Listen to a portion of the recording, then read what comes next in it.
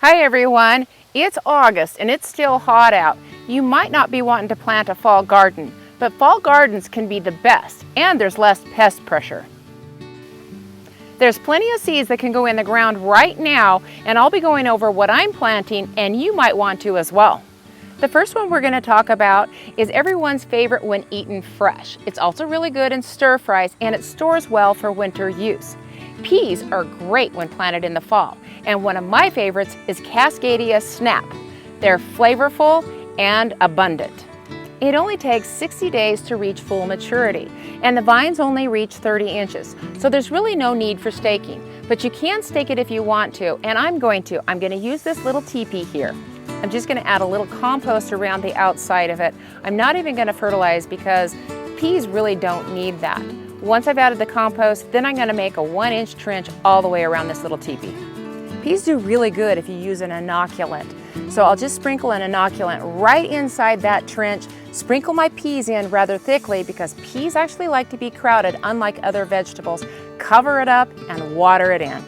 Be sure to keep your soil moist but not soggy, especially when it's hot out, and those peas should sprout through that soil in just a matter of 5 days. If you live in an area where you have at least 70 to 80 days before your first frost, then you can plant this one. I didn't have any space for this one to be planting earlier in the season, but now I've got a little bit of space that's opened up. This one generally takes a little bit more space, but you can get away with it with a 4x4 area with a little bit of pollination assist. And this one is corn, and the one I'm doing is buttergold.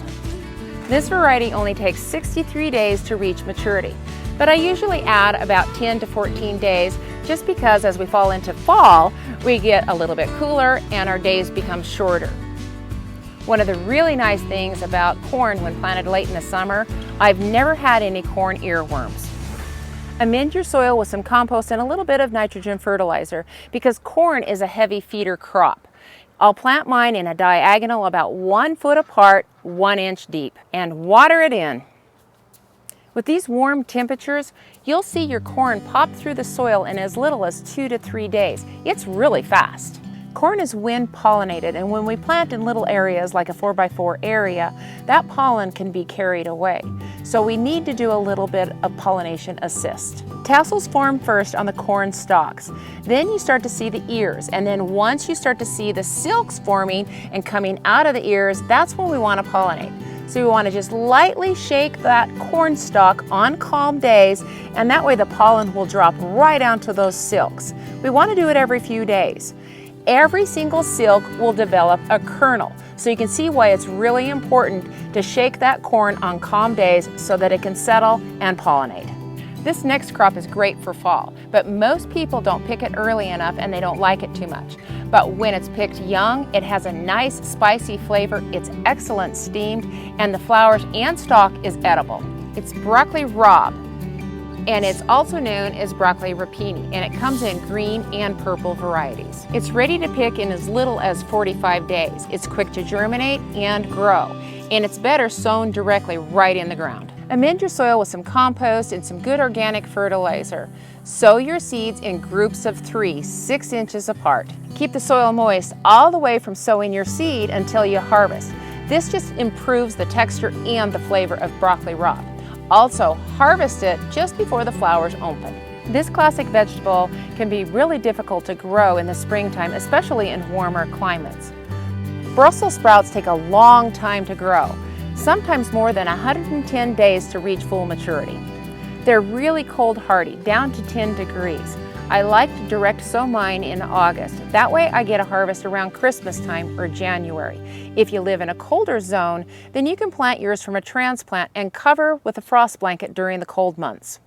I like to sow 2 seeds together, 1/4 of an inch deep, and once they get about 2 inches tall, then I'll thin it out to the healthier one. And then I sow these seeds about 18 inches apart. Be sure to give your Brussels sprouts plenty of water and nutrients throughout the growing cycle. That way they form good sprouts. With fall planted Brussels sprouts, you usually don't have the pest pressure of aphids that Brussels sprouts usually has. One of my favorite root crops to plant in the fall time is parsnips. The cool soil of the fall and the winter store the parsnips very well, plus it sweetens the flavor. Parsnips naturally don't have a very good germination rate, so I like to store my packets in the refrigerator about 2 weeks before I plant them out, and that really just helps boost that germination rate just a little bit. Parsnips like a nice loose soil so those roots can penetrate easily. Work that soil with some compost, then make a row 1/4 of an inch deep and sow those seeds thickly, 1/2 of an inch to 1 inch apart. You can thin out later if you need to.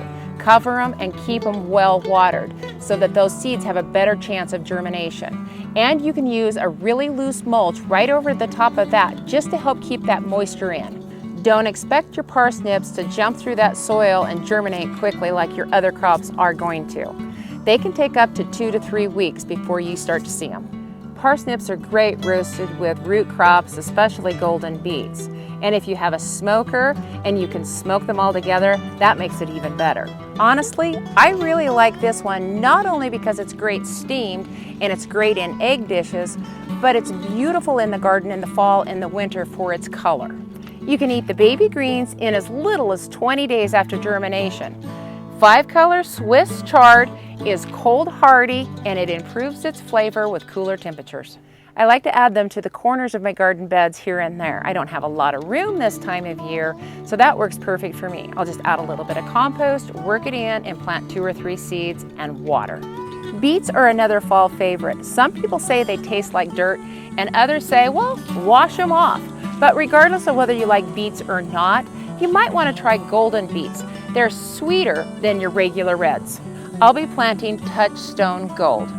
Each little funny looking beet seed contains 2 to 3 seeds within itself. Because of the way the seeds are, we're going to plant them just a little bit further apart. So space your seeds about 3 to 4 inches apart, 1/2 of an inch deep, bury it and water it in. Or you can just do a simple broadcast and rake your seeds in. Some crops when planted in the fall time when it's hot can really benefit by using a floating row cover. That will really just keep that hot ray of sun from drying out that soil. Carrots are a favorite for sure, and the ones I'm planting this fall are Little Fingers, which is a grandkid's favorite, and Shin Kuroda. Both of these do really good in not so good soil. They're quick to mature, and carrots are cold hardy. Carrots do like loose and loamy soil. Add some compost, work that soil till it's nice and loose, and then add a little bit of kelp. This way you don't add too much nutrients, which actually makes your carrots fork. Then plant your carrots fairly shallowly, only 1/4 of an inch deep or less. If you've ever had a hard time getting your carrots to germinate, then once you've planted your carrots, water them in, then place a board right over them. That just helps keep that moisture in, and it helps keep them dark. That just makes for better germination. Carrots, like most root crops, can be stored right in the ground through the winter months in most areas.